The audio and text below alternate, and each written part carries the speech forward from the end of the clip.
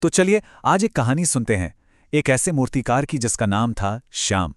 ये कहानी है विश्वास की, सब्र की और उन चमत्कारों की जो तब होते हैं जब इंसान को लगता है कि अब सब कुछ खत्म हो गया है। आइए इस सफर पर साथ चलते हैं। तो हमारी कहानी का जो हीरो है वो है श्याम, एक ऐसा कलाकार जिसकी कला उसकी गहरी आस्था से जुड़ी थी। उसके लिए अच्छा हो या बुरा सब भगवान की मर्जी थी, और यही सोच, यही अटूट विश्वास आगे चलकर उसकी सबसे बड़ी परीक्षा लेने वाला था। श्याम रानीपुर नाम के एक छोटे से गांव में रहता था। बिल्कुल सादा जीवन था उसका। पैसे भले ही ज्यादा ना हों, पर मन में संतोष था। लेकिन कहते हैं ना, शांत समुद्र में भी कभी-कभी तूफान आ जाता है। और एक दिन श्याम की दुनिया पूरी तरह से उथल-पुथल हो गई। हुआ ये कि उसकी पत्नी चेतना अचानक बहुत बीमार पड़ गईं, और जब डॉक्टर ने बीमारी का नाम बताया तो वो खबर उन पर जैसे बिजली बनकर गिरी। चेतना के इलाज का खर्च था 3 लाख रुपए। अब सोचिए, एक सीधा साधा मूर्तिकार जिसने कभी इतने पैसों के बारे में सोचा भी नहीं, उसके लिए ये रकम एक पहाड़ जैसी थी। जैसे तैसे श्याम ने घर के जेवर बेचकर पैसे इकट्ठे तो कर लिए, लेकिन किस्मत को शायद कुछ और ही मंजूर था।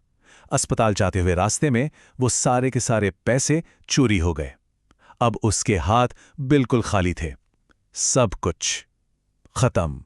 अब ऐसे में कोई इंसान क्या करे जब सब कुछ लूट गया हो? श्याम टूट सकता था, बिखर सकता था, पर निराशा के उस गहरे अंधेरे में उसकी आत्मा ने हार मानने से साफ इनकार कर दिया। उसका जो दुख था ना, वो किसी मायूसी में नहीं बदला, बल्कि एक जबरदस्त हिम्मत में बदल गया। उसने ठान लिया कि वो ऐसे हार नहीं मानेगा, वो अपनी किस्मत से लड़ेगा। उसने भगवान से एक मन्नत मांगी, एक वादा किया खुद से कि वो अपनी सारी हदें पार कर देगा।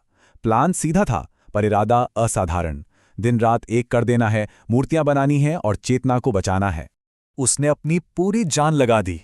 दिन को दिन नहीं समझा, रात को रात नहीं। पर नतीजा, एक भी मूर्ति नहीं बिकी, एक भी नहीं। इतनी मेहनत के बाद भी हाथ खाली थे। अब तो उसका भी हौसला जवाब देने लगा था। और ठीक उसी वक्त जब सारी उम्मीदें खत्म हो रही थीं, एक रहस्यमयी बुजुर्ग वहां आए। उनकी मांग भी बड़ी अजीब थी कि सिर्फ उनके लिए एक कृष्ण की मूर्ति बना दो, और तो और पैसे भी उन्होंने एडवांस में ही दे दिए। श्याम ने पूरी शिद्दत से वो मूर्ति बनाई, पर दिन गुजरते गए और वो बुजुर्ग वापस नहीं आए। श्याम बस इंतजार करता रहा। उसे क्या पता था कि यह सिर्फ पत्थर की मूर्ति नहीं, बल्कि उसकी किस्मत का दरवाजा है। अब देखिए, श्याम चाहता तो मूर्ति बेचकर कुछ पैसे कमा सकता था, पर नहीं, उसकी ईमानदारी देखिए। उसे लगा कि जब पैसे मिल चुके हैं तो ये मूर्ति अब उसकी नहीं है। उसने उसे बड़े सम्मान से अपने घर के मंदिर में स्थापित कर दिया। अगली सुबह घर में एक अजीब सी, एक दैवीय रोशनी फैली हुई थी जो मंदिर से आ रही थी। श्याम का दिल जोर जोर से धड़कने लगा। आखिर ये हो क्या रहा है? और जब उसने पास जाके देखा तो उसकी आंखें फटी की फटी रह गईं। भगवान कृष्ण के हाथ में जो पत्थर की बांसुरी थी, वो अब असली सोने की बन चुकी थी। ये तो साक्षात चमत्कार था। और ये सिर्फ एक बार नहीं हुआ, हर रोज मूर्ति से एक नई सोने की बांसुरी मिलती। ये उसकी अटूट आस्था का फल था जो भगवान उसे हर सुबह दे रहे थे।